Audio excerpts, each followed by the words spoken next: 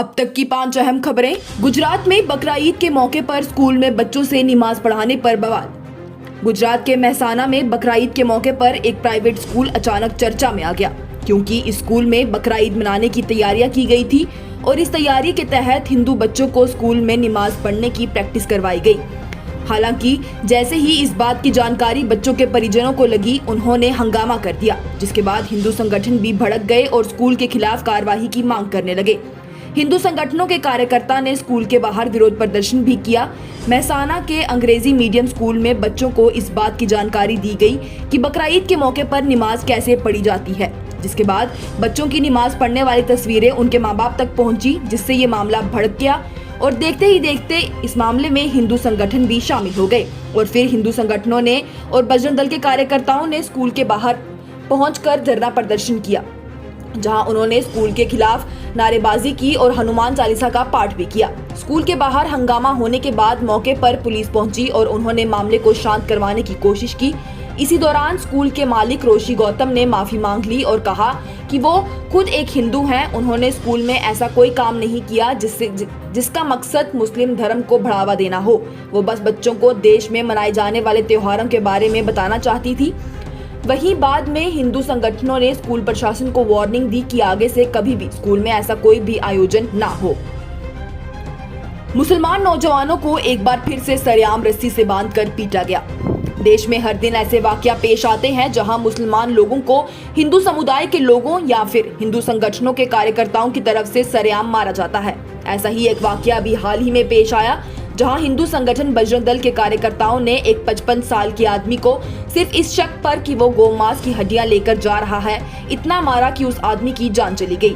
वहीं आज एक और वाकया भुवनेश्वर में सीएम हाउस 3 किलोमीटर की दूरी पर पेश आया, जहां 2 मुसलमान नौजवानों को रस्सी से बांधकर हिंदू समुदाय के लोगों की तरफ से बड़ी ही बेरहमी से मारा पीटा जा रहा था और साथ ही साथ मारते वक्त लोग जय श्री राम के नारे भी लगा रहे थे। ये वीडियो सोशल मीडिया पर बड़ी तेजी से वायरल हो रहा है, जिसमें लोगों का एक पूरा झुंड 2 युवाओं को आपस में बांधकर पीटता नजर आ रहा है। इन्हें ये सभी लोग मार क्यों रहे हैं, इसकी वजह अभी तक साफ नहीं हो पाई है, लेकिन मारते वक्त जय श्री राम के नारे जरूर लगाए जा रहे थे। और वहीं इस मामले में पुलिस ने केस दर्ज कर लिया है और 3 लोगों को गिरफ्तार भी कर लिया है। आगे की कार्रवाई अभी जारी है। कच्छ में बच्चों की नमाज वाली टोपी पहनने पर प्रिंसिपल को कर दिया गया बर्खास्त। आया असदुद्दीन ओवैसी का बड़ा बयान। बकरा ईद, जो कि मुस्लिम समुदाय का सबसे बड़ा त्योहार है, इसकी सभ्यता दिखाने के लिए स्कूलों में आयोजन रखे गए। ऐसे ही आयोजन गुजरात के कच्छ के बाहरी इलाके मुंद्रा के एक प्राइवेट स्कूल में भी रखा गया, जिसमें कुछ बच्चों ने सिर पर नमाज पढ़ने वाली टोपी पहनी थी और कुछ ने अपने सिर रुमाल से ढके हुए थे।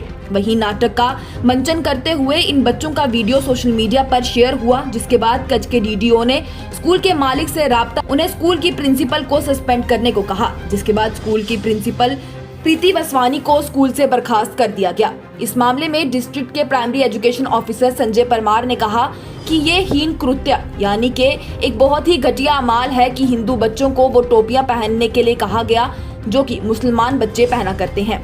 इस मामले के बाद ऑल इंडिया मजलिस इत्तेहादुल मुस्लिमीन के अध्यक्ष असदुद्दीन ओवैसी ने ट्वीट कर कहा, कच्छ में एक प्राइवेट स्कूल की प्रिंसिपल को सस्पेंड कर दिया गया क्योंकि उनका स्कूल का एक वीडियो सामने आया जिसमें ईद के मौके पर खेलते वक्त बच्चों को टोपी पहने देखा जा रहा था। उन्होंने आगे प्रधानमंत्री ऑफिस को टैग करके लिखा, पीएमओ इंडिया इसे नहीं पहनते क्योंकि ये एक घटिया अमाल है। इतना ही नहीं, उन्होंने ये भी कहा, शायद हिंदुत्व यूनिफॉर्म सिविल कोड का एक और कारण है। योगी आदित्यनाथ की वाहवाही पर वारिस पठान ने उंगली उठाई। आज उत्तर प्रदेश के मुख्यमंत्री योगी आदित्यनाथ बड़ी चर्चाओं में रहे, क्योंकि आज ट्विटर पर बाहर रहने वाले एक व्यक्ति ने उन्हें लेकर ट्वीट कर कहा कि योगी आदित्यनाथ को फ्रांस में हो रहे दंगों को रोकने के लिए भेजना चाहिए, क्योंकि वो 24 घंटों के अंदर ही सब ठीक कर देंगे।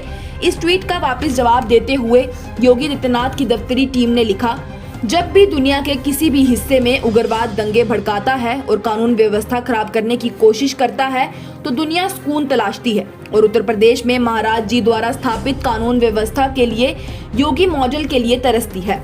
उनके इस ट्वीट के बाद से ही योगी आदित्यनाथ सोशल मीडिया पर चर्चाओं में आ गए और उनकी प्रशंसा होने लगी, जिसके बाद ऑल इंडिया मजलिस इत्तेहादुल मुस्लिमीन के एडवोकेट और नेशनल स्पोक्स पर्सन वारिस पठान का बयान भी सामने आया। वारिस पठान ने बयान देते हुए कहा कि ये एक फेक अकाउंट से किया गया ट्वीट है और जो अकाउंट होल्डर है उसका नाम नरेंद्र विक्रम यादव है और उनकी हैदराबाद की पुलिस अच्छे से खातिरदारी कर चुकी है एक धोखाधड़ी के मामले में।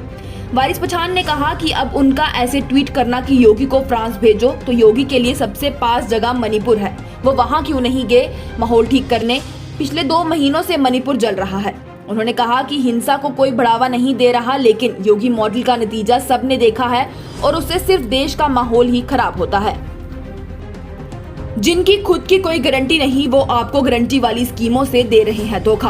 प्रधानमंत्री का कांग्रेस पर तीखा बयान। कांग्रेस पार्टी के वरिष्ठ नेता राहुल गांधी, मल्लिकार्जुन खड़गे, प्रियंका गांधी आदि सभी लोगों ने कर्नाटक के चुनाव प्रचार में लोगों को आश्वासन दिलाया कि अगर उनकी सरकार सत्ता में आती है तो वो वहां के लोगों को राशन, औरतों को मुफ्त बस सेवा, बिजली के 100 यूनिट माफ, पेंशन देने और युवाओं को रोजगार देने की गारंटी देते हैं। जिसके बाद वो कर्नाटक में चुनाव जीते और उन्होंने इन सभी गारंटी को पहली कैबिनेट मीटिंग में कानून भी बनाया। इन सब के बाद अब चूंकि मध्य प्रदेश में भी चुनाव आने वाले हैं तो कांग्रेस पार्टी ने वहां भी चुनाव प्रचार में 5 सेवाएं देने की गारंटी दी। उनकी इसी गारंटी वाली नीति पर मध्य प्रदेश के शहडोल में प्रधानमंत्री नरेंद्र मोदी ने तंज कसा है। प्रधानमंत्री ने बयान देते हुए कहा कि इस गारंटी वाली चर्चा के बीच लोगों को झूठी गारंटी देने वाले लोगों से बचकर रहना होगा, क्योंकि जिन लोगों की खुद की कोई गारंटी नहीं है वो लोगों के पास गारंटी वाली नई नई स्कीमें ला रहे हैं, तो लोगों को उनकी गारंटी के पीछे धोखे को पहचान लेना चाहिए। प्रधानमंत्री ने कहा कि जब ये लोग मुफ्त बिजली की गारंटी देते हैं तो उसका मतलब वो बिजली की कीमत बढ़ाने लगे हैं। जब वो मुफ्त सफर की गारंटी देते हैं तो उसका मतलब है कि उस राज्य की यातायात व्यवस्था बर्बाद होने वाली है। जब वो पेंशन को बढ़ाने की बात करते हैं तो उसका मतलब है कि वहां पर लोगों को समय पर तनख्वाह भी नहीं मिलेगी। जब वो सस्ते पेट्रोल की गारंटी देते हैं तो उसका मतलब है कि वो टैक्स बढ़ाकर लोगों की जेब खाली करना चाहते हैं। इतना ही नहीं, प्रधानमंत्री ने ये भी कहा कि कांग्रेस जैसे दलों की गारंटी का मतलब नियत में खोट और गरीब पर चोट है। ये थी अब तक की 5 अहम खबरें। लेटेस्ट अपडेट्स के लिए देखते रहिए न्यूज इनसाइडर 24/7।